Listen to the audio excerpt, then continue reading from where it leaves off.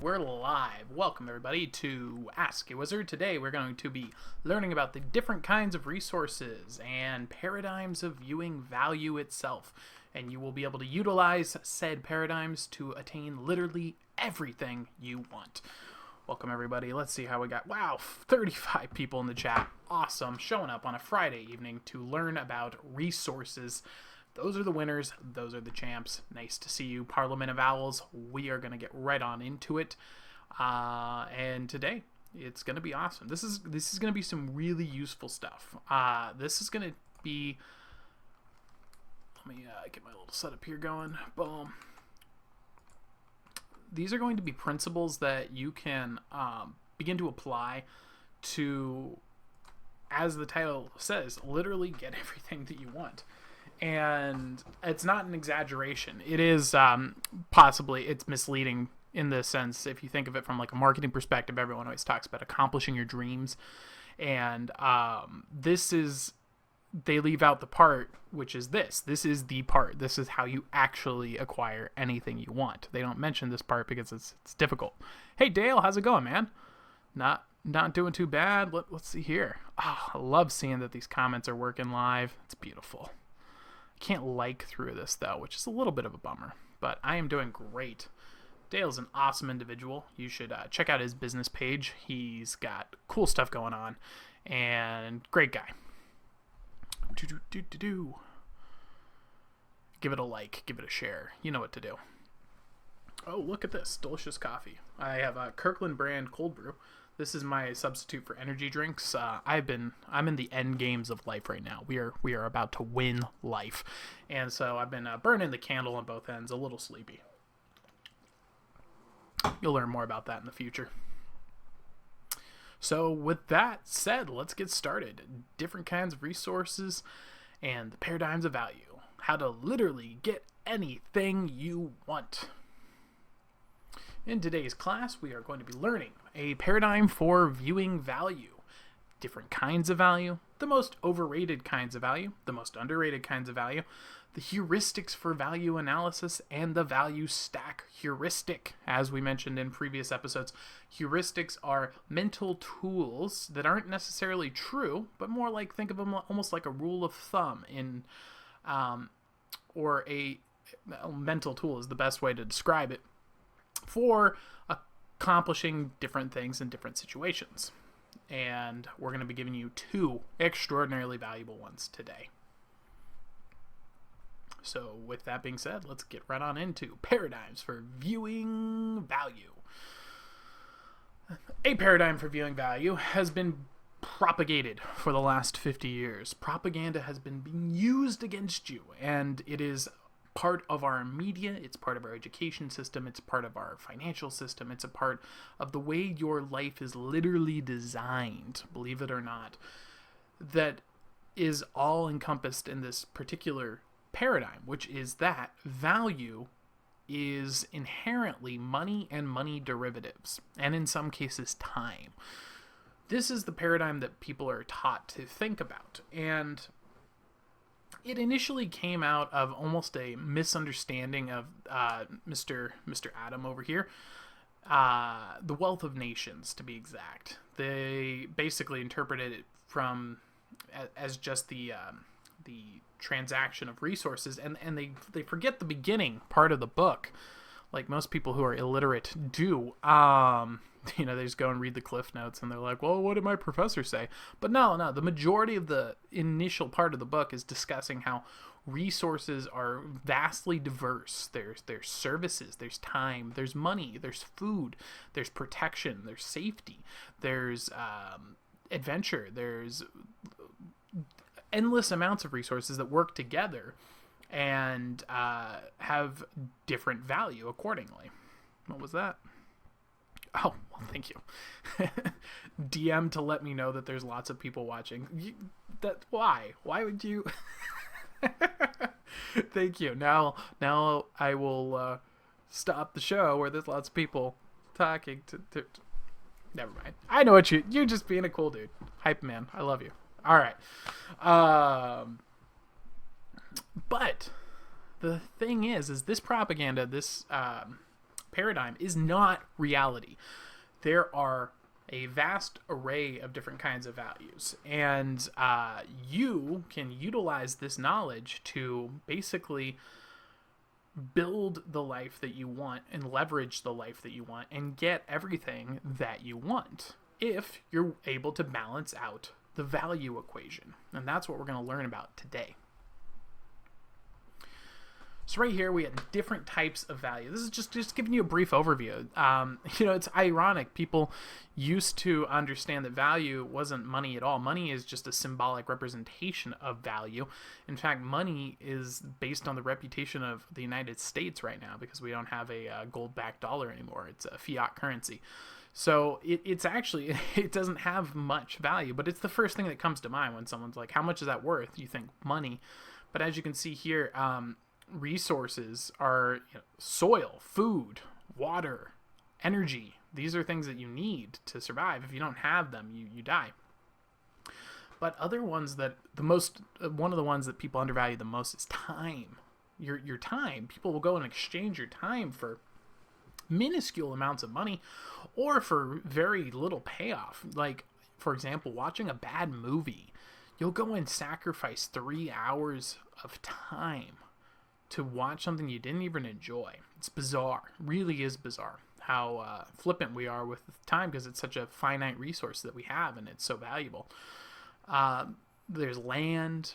There's skills. So land can produce food. Land can be closed off and be used to build a family. Land has inherent value. Skills. What was that? Oh, sorry. Okay. 1 second. Yeah. We're gonna share it. Don't worry, we got this. We'll share it to the world. Thank you. I do appreciate it. I know I sound annoyed. I was in the flow. Boom. All right, we're good. It's now shared. You can now show it to your friends and whatnot.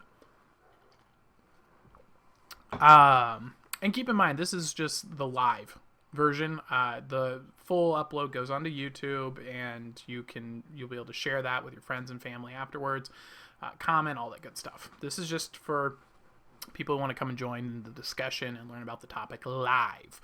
That's why we do it on Facebook, because there's not that many people here. All right.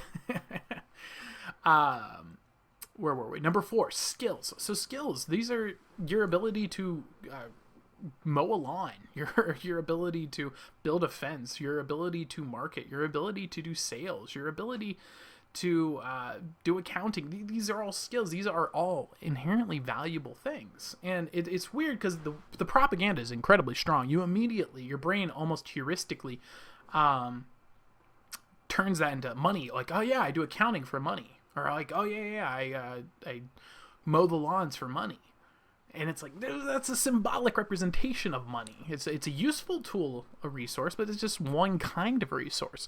There's no reason you couldn't say, hey man, I'll mow your lawn if you give me some of the eggs from your chickens. That's an exchange of resources. You might even be able to get a much better offer because people are so programmed to thinking money. They don't really know what is the value of lawn to egg ratio. There's a lot of flexibility there. 5 is just general labor, your ability to just pick up, move something, dig a hole, things that aren't skills per se. Your intelligence is a resource, your intellect, your IQ. These are things that are valuable. They're resources.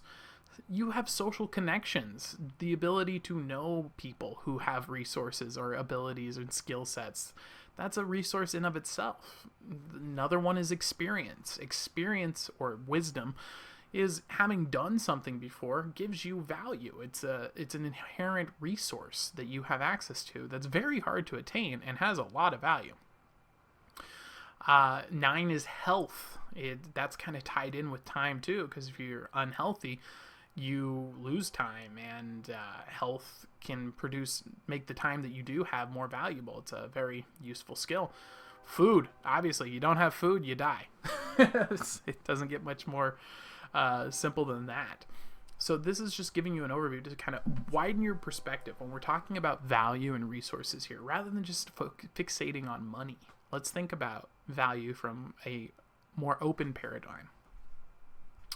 So that being said, now I'd like to kind of jump into and this is just a small list. There's endless amounts of values and resources out there that you can have access to. I just given a small overview here. And with that being said, I'm going to dive into what I personally think are some of the most overrated values and underrated values. So we're going to get right on into that right now. The most overrated values, in my opinion. Number one, by far, is height. And I say this because I'm a giant. I'm 6'3". I'm very, very tall. And my God, I don't get it. It is a pretty useless resource.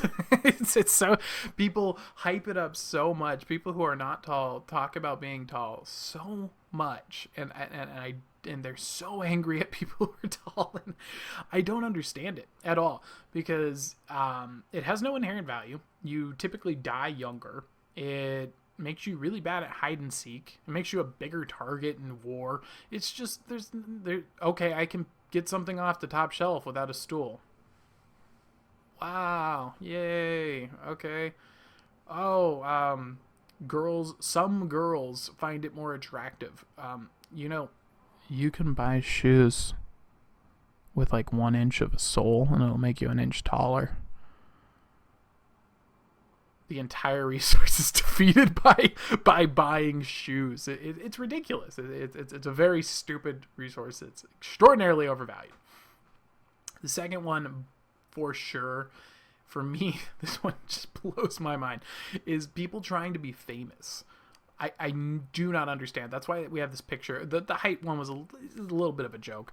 The fame one, I think, is truly the number one, because, my God, like, I work at the Magic Castle. I see people who pursue fame, other friends, comedians, people who get wrapped up in this idea of being famous. And the photo on the side, and this one's very personal to me, because why would you value being something that has like the highest suicide rate in the world? Like the people who are famous kill themselves so much and have drug problems and hate their lives and are depressed and have mental illnesses. Like, why would you want that? I don't get it. It's really stupid. And people are obsessed with it and they love it. And don't get me wrong. Fame, or what it should be called, attention is valuable and it can be utilized, but there's a toxic element to it. It has a lot of downsides to it. So there is an inherent value to being a focal point of attention. You can draw other people's attention to things that are important. And then there's a lot of value in attention, but there's a lot of negative trade-offs as well. So you gotta realize that. The third most overrated one for me is, I think, money. Money is valuable. You need money. It's useful too. It's a good thing to have, but it has a lot of diminishing returns after a certain amount, and it's paper squares. It's paper squares based on the trust of a country. So the country goes down, your money's value goes down. It kind of sucks. It's nice. It's very cool to have a symbolic representation of value that you can exchange, because then I can go and say, all right, I will go and sell a bunch of your product. You give me some of these pieces of paper. I can go get food, or I can go get water, or I can go get movie tickets, or I could go put gas in my car. That's very useful. It has a lot of value. But the way that people obsess about it and build piles of it and just, I need more me, more money, more. That I don't get. To me, I look at it the same way as like a hoarder, a person who hoards fills their house with stuff. People tend to do that with money, and there's just like gross dragons. I don't understand that behavior at all. And the fourth one, for sure, is intelligence. I find intelligence to be so vastly overrated because of how easy it is to get access to people who are infinitely smarter than you for free through books, literature, research. You only need a certain amount of intelligence to be able to get the wisdom of geniuses just on tap, man. Like, you can go down to a library, get it for free. It's and people obsess about being intelligent. They make their identity about being intelligent, and it's such a dumb thing to fixate on, in my opinion. It's like you can just outsource your intelligence to the internet. It really is kind of silly.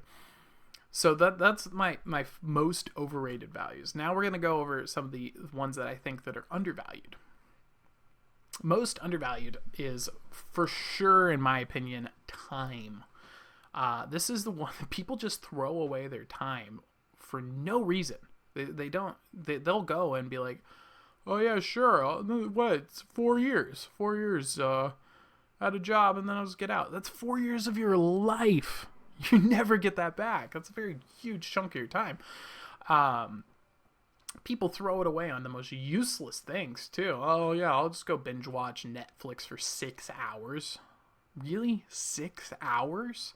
It's crazy. It's crazy. It's like, why are you not putting your time to the things that you care about? It's absurd. You ask them, did you enjoy sitting there and watching TV shows for 6 hours?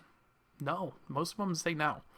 Don't get me wrong. There's times to relax, and if that's what you truly enjoy, that's fine. You know, everyone values different things. But man, if you're not getting everything you want, first off, we'll talk about it later. 1 second. Let me get some liquid before I cough. My throat's a little dry. First off, we will talk about getting everything you want, and if that's the best idea at the end here. But if you're not living a life that makes you fulfilled and happy, and you're just throwing your time away, man, that's silly to me. You should definitely work on fixing that problem. Number 2, most undervalued, is philosophy. Thinking about how to best live your life and investing time in reading and learning about philosophy and how to live a good life. Because what better way to spend your free time than learning how to live the best life possible, and then, other than, of course, executing that knowledge, which we'll get right on into, actually. Number 3, though, is consistency. Consistency is one of these things that I've noticed that gets extraordinarily undervalued in the majority of life, because people dog is going crazy again. Sorry, got distracted by it. So consistency is about doing something repeatedly over a long period of time. Most of success in everything, weight loss, business, relationships, life in general, is not so much about being the smartest, being the fastest, being the best. It's about being consistent, just showing up, clocking in, getting the job done, putting in the work. Get to the gym every day, 30 minutes, no matter what. I'm going to get to the gym no matter what, every day, 30 minutes. I am going to make 10 cold calls every day. I'm going to make 10 cold calls every day. I'm going to make 10 cold... Consistency. The long game is where success is found. And people always like to look into sprints. How can I lose 20 pounds in a month? How can I make $10,000 in a month? Don't do it. Focus on consistency. 4th one is execution. This one is the one that really freaks people out, because most of the things that succeed aren't the best. It's kind of sad. The best ideas typically don't succeed. It's the ideas that get executed properly. People who actually take action on ideas succeed. That's why you'll get businesses that are kind of crappy, but just keep pushing forward and rocking it. It's like, why do you think McDonald's crushes? Is McDonald's serving the best food? No. Is it serving the best quality food? No. They execute phenomenally, and they know their niche. They know what they're trying to do, and they work towards that. In fact, the only failures McDonald's has ever made is kowtowing to morons who are like, it's not healthy. It's not healthy. It's like, those retards were never going to eat at your McDonald's anyway. And that's the only mistake I've ever seen them in execution. But in general, they execute fantastically. And Walmart is the same. Execution wins out over quality in a lot of cases. It's those two work together very well. Consistency and execution. Show up and do the work. That's those two coming together. The fifth one, for sure, without question, bees. Bees are going to be big. I'm calling it now. I've been predicting it for about 3 months, but we're going to put it in video here format. The supply of bees is dropping dramatically right now. They're dying off. A lot of people have heard about this. What less people are aware of is the demand for honey is rapidly increasing. But wait, there's more. You see, the bee population is dropping. The demand for honey is going up because it sounds like a healthy alternative to sugar as people can become more aware of the dangers of sugar. Yeah, honey is still pretty darn bad for you, but people aren't the brightest when it comes to health. What the heck was that? My voice just made weird noises.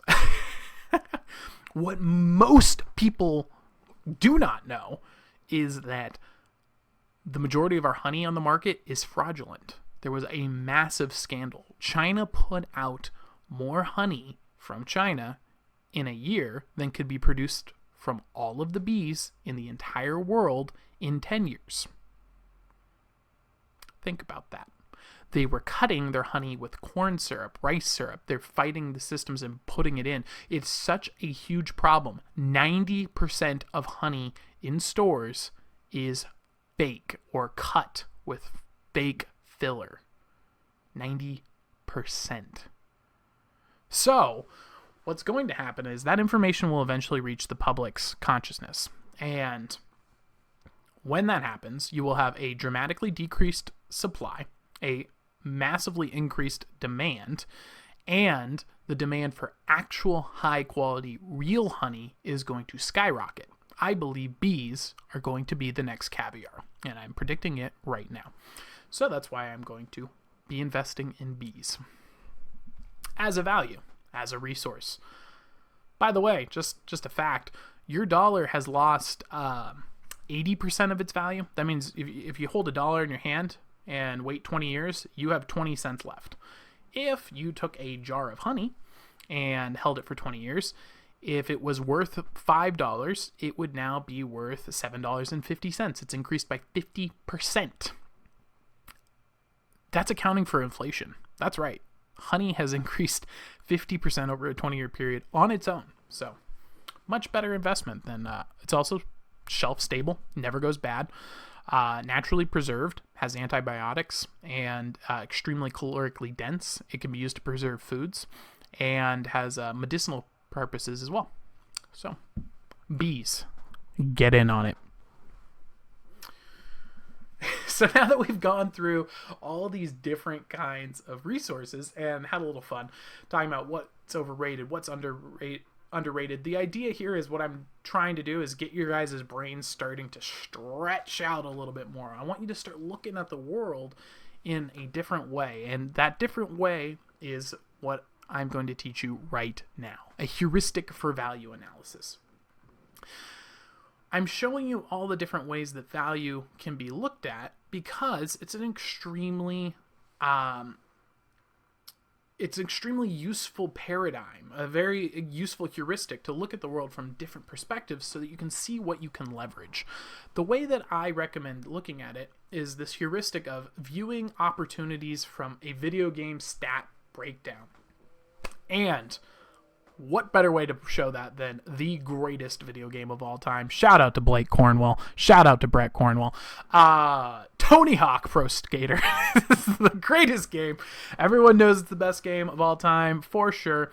Especially if you unlock the policeman and do his little spinny move and get like 999,999 points. Break the game. Oh, Tony Hawk Pro Skater. Get in on it. But if you're looking at the world from a video game perspective, what I'm talking about here is, rather than thinking of everything in the propaganda perspective of value, video game as a, or looking at everything from the exchange of like money, resources, finances, think about it instead like a statistic, a video game breakdown. You can look at your opportunity and see what are the pluses and minuses. Okay, if I take this job, I'm going to get a increase in my money, but it's going to take away from my time resources. But this job is also giving me a skill that I need.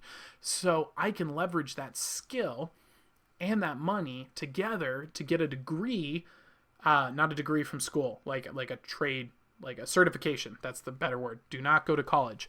Do not go to college. Ever. It is a mistake. Stay out of college. Get homeschooled. Do not go to college. It is an anti-resource. Never can make that more clear. Sorry. The reason I wanted to stop everything there is because I do not want that to ever be misinterpreted. Do not go to college. It is the worst decision you will make of your life. That's clear. That's clear, right? We're good? We're good. Super clear? Super clear. Look at, and so you can break the things that break down the opportunities into their different value. And you can say, okay, this costs me time. This gets me money. This gets me a skill set. I can use that to leverage the money to buy the certification course and learn the skill to pass the course so that I can take that piece of certification and put it on my resume. And now I can say, I am certified in NetSuite integration. That's the variety of different resources that are available because of that opportunity. Now you could also go and then say, shoot, but I don't want to sacrifice 80 hours a week to do that. And then that's where you can negotiate. You can be like, well, maybe rather than working 2 jobs, I could find 1 job for 40 hours a week, and I'm okay with sacrificing 40 hours if it gets me that money and that skill set. And then you can know what you should look for from a monetary perspective. And it's weird because most people don't do this. They look at it and they say, okay, I am going to work 40 hours a week because that's what everyone does. And I want to make this much money because this much money will pay for blah, blah, blah. It's all resource. It's all money. And they're not thinking about the long game. They're not thinking about the different ways to leverage their resources and what they value most, which is what we're going to talk about in the next slide here. But you got to look at these breakdowns on core decisions so you can identify what values matter most to you. I put the basics down here. You can look at your opportunity. Okay, what money am I going to get for it or lose? How's this going to affect my time? Is this giving me more or less time? Is this taking away time from me, or is this going to allow me to have more time in the future? How is this going to affect my health? Like, for example, you want to see a bad opportunity, start smoking cigarettes. Okay, this is going to cost me a ton of money. This is going to take away from my time because I'm going to die young. And the time that I have is going to be dramatically decreased in quality because my health will diminish as well. How is this going to affect my relationships? Well, if the people around me don't like smoking, that's going to annoy them and probably negatively impact them. And as an investment, there's literally no return on it. So, bad opportunity. Don't do it.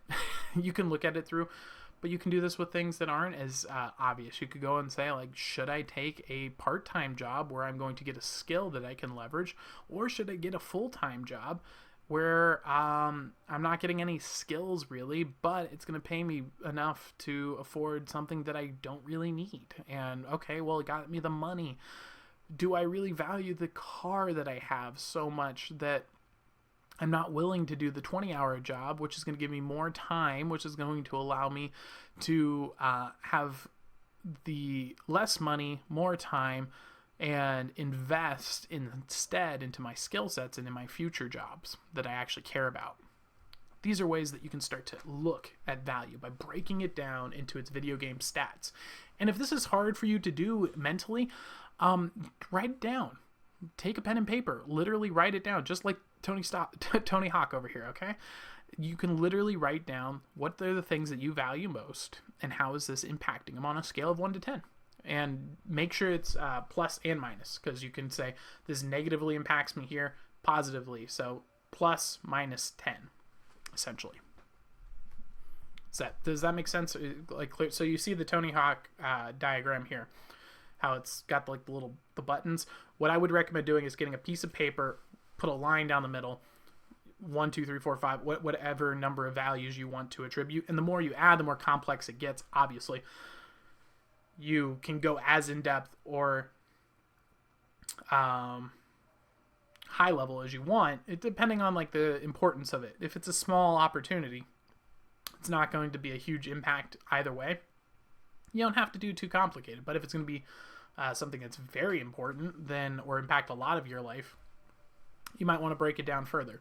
So you would write it down the center, and then you can just have 1 to 10, well, 1 to 10 for positive, -1 to 10 for negative, and then you can map out how that opportunity will impact you from a value perspective. So is that clear? Let's see here. Jeez, that's a lot of people. Good. I'm glad it's clear. Yeah. So that's a heuristic for value analysis. So now I'm going to talk to you guys about the value stack and how to pick the right values. The value stack heuristic. So this is this is almost like applying what we just learned, but using it specifically for negotiations and more importantly, getting everything that you want. So a value stack is, rather than just valuing yourself off of a single piece of value, most of the time it's looks, money, or intelligence is the common ones. How much money do I get? How much money do I lose? I value the person based on their looks. I value the person based on their intelligence. It's instead using the heuristic that we just taught you about value analysis on yourself. And so when you look at the opportunity, you can see what are the different values that you can bring to the table. And you can use that to negotiate and leverage to get into opportunities that will be much more creative than the simple transaction. So the example I gave earlier of, hey man, I'll mow your lawn if you give me chicken eggs.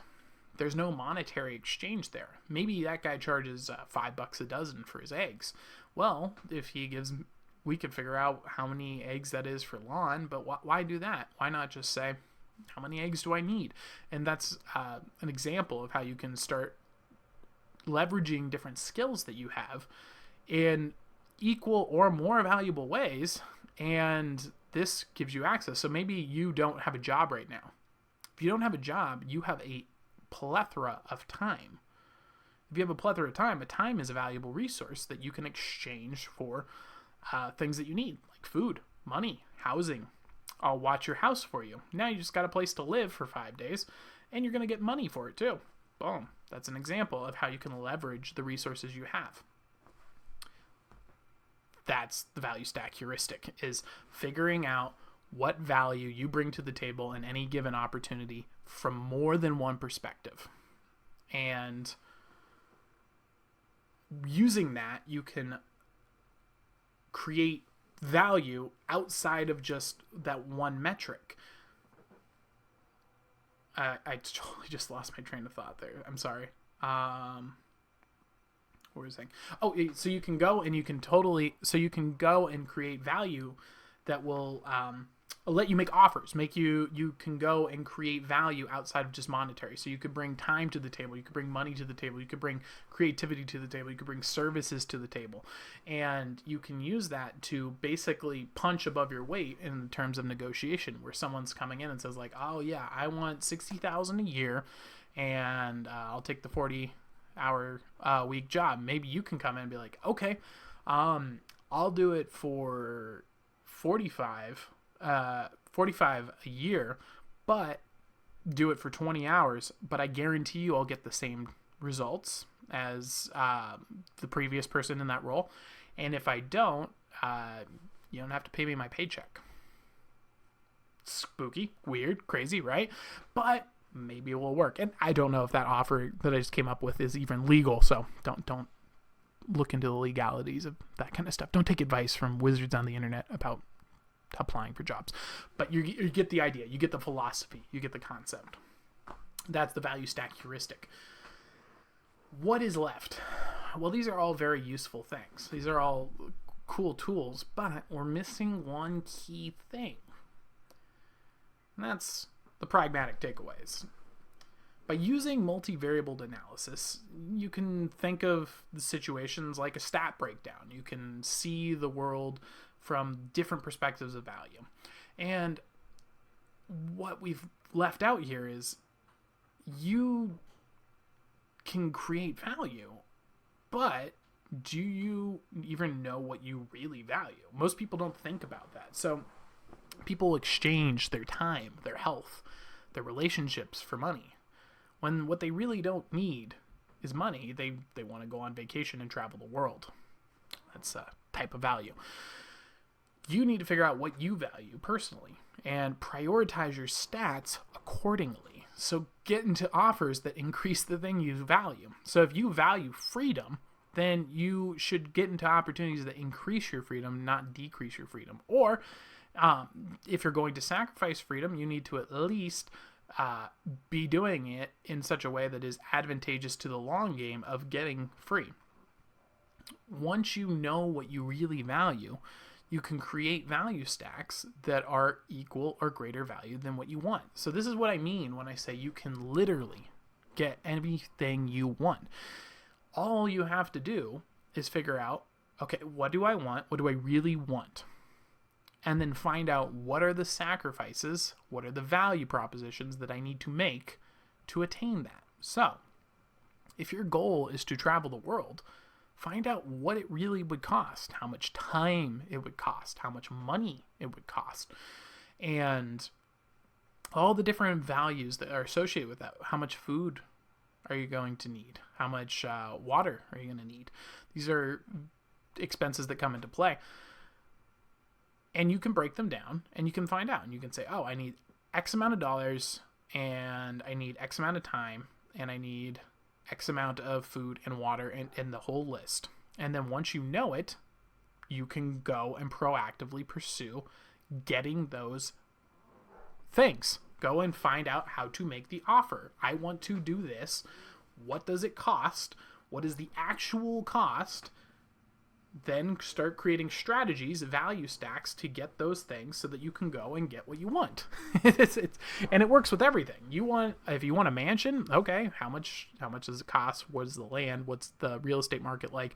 You can go and find out, what do people who have enough money to afford mansions do? What is their value stacks? How can I become like that? And oh shoot, I have to work 120 hours a week and do a job I hate, and I have to sacrifice my health, and I have to do that for 35 years of my time, and then I get to have a mansion. Do I really want a mansion? Do you? And that's why I put this little guy over here. His name is The Miser from The Miser's Touch. And this is where I've been telling you this whole time, is how to get everything you want. And I don't know if that's the right thing to do, because what you want is typically pretty dumb, in case you haven't noticed. People are kind of attracted to things that are not that valuable. So what I would recommend doing is, rather than thinking about what you want all the time, and you could do things that you want, that's fine. You can, occasionally. But why not instead focus on doing things that you think would make you a good person? What would make you a valuable person? What would make you a helpful person? Rather than what you want, what does God want for you? And I think that will get you a lot more results. And you can apply these same heuristics, these same skills. And I think that if you use them to get what God wants for you, obviously you can't get what God gets. You can use these skills to better follow God's plan for you, I should say, versus what you think you should do. you'll get better results. I think that that's pretty much guaranteed. If not, you'll be happier for sure. And so remember, with the miser's touch, if you get everything you want, it typically turns out to curse you in the end. And if you love money, everything can turn into money, and then you'll find out how little value it really has. It's pieces of paper that are not very effective for wood. Thank you for joining, everybody. If you enjoyed this, give it a like, give it a share, give it a subscribe, but only if you enjoyed it. If you didn't, you can leave a comment. Let me know why it sucked, how I can improve, and I will do my best to try and implement those if it's viable, if it's accurate. Sometimes it's stupid stuff. I don't listen to that. Instead, I give it to, you can send that feedback to Remy, and they'll take care of it. And that's it. So let's go ahead here and check out the comment section. Oh yeah, we're going to give you a like, Dale.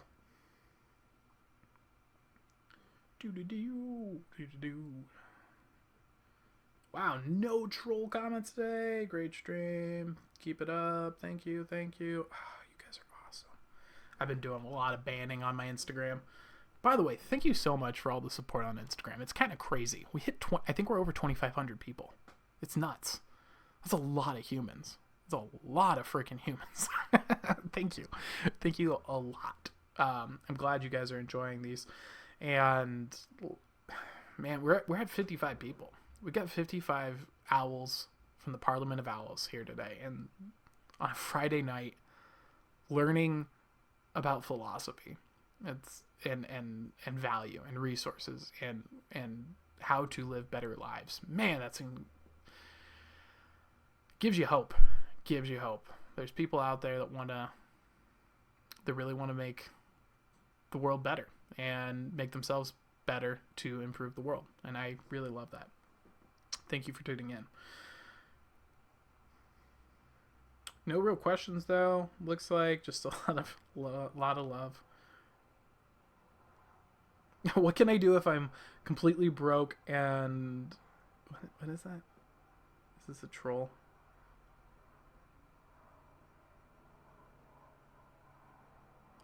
I mean, this is probably a joke, but what can I do if I'm just going to cliff note it because I don't want inappropriate language.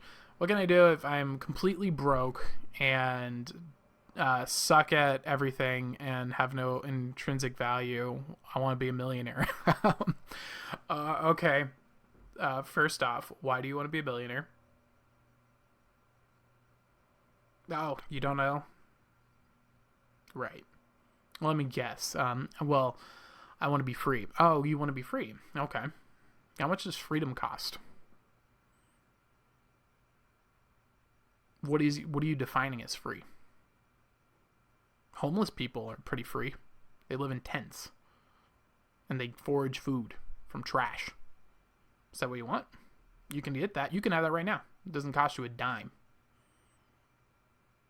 So what's my answer to you, whether or not you're a troll? If you're broke and you want to be a millionaire and you suck at everything and you're lazy, figure out what you actually want, figure out if it's realistic, and make the sacrifices. Anyone can be a millionaire. You just have to put in the effort and the work and the time and the energy it takes to be a millionaire. I don't think it's a good trade-off. Personally, I'm not interested in being a millionaire. I think that's a waste. I think it's too much money. For me personally, from my experience, $75,000 a year seems to be the amount that money stops being important to me. Everything after that seems to just be bringing burdens into my life. That's just been my personal experience. But there's some people out there that are passionate. Some people that are like, I need to drive a Ferrari. That's cool. You can do that. You can make that your goal. You just have to be able to make the sacrifices to get that goal. And the sacrifices are things that you need to be willing to make. It's like, okay, you need to work more. You have to work 80 hours a week. You can't be lazy. If your goal is to be lazy and not be good at anything, if that's your goal, and be free, you could be homeless. You can do that.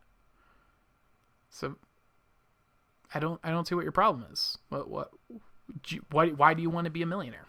I can't answer your question without knowing that. It's that simple. No answer? Didn't think so. All right, everybody. Thank you for tuning in to today's episode. As always, I'll be editing this over the weekend. I'll get it uploaded on YouTube. Probably won't be out until middle of the week, to be honest with you. I've got some sneaky secret plans going on all weekend long, but I'll try my best. And for sure, I just realized there's cows in the background of my owl picture. Oh, that's amazing. My little brother loves cows, so I'm going to have to let him know. Thank you, everybody, for tuning in. Like I said, like, share, and subscribe if you enjoyed it. If not, leave a comment in the comment section below and let me know how I can improve. Thank you for tuning in, and hopefully the audio quality has improved because I made some major changes to it. Let me know in the feedback, all that good stuff. Peace.